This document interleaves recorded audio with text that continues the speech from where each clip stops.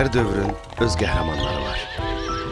Əllərinin zəhməti ilə torpağı oyadan, daşı yonan, ipi ilmə-ilmə toxuyan insanlar. Peşələr dəyişsə də bir şey dəyişmədi. Yaratmaq iradəsi.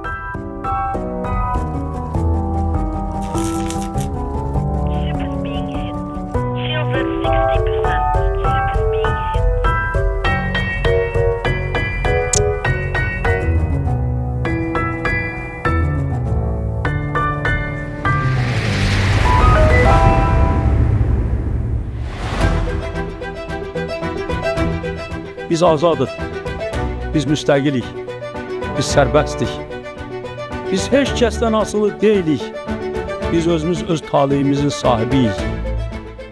Bu torpaqda təkcə evlər deyil, sabahın peşələri də inşa edildi. Keçmişdən gələn güc, gələcəyə gedən yol açdı.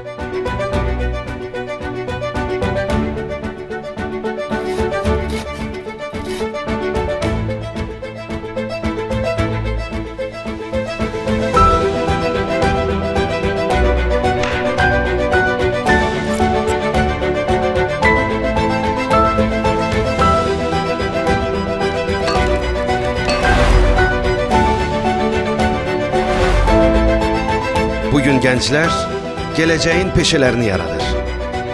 İndi zamana atılan oxlar zehindən, alqoritmdən, süni intellektdən atılır.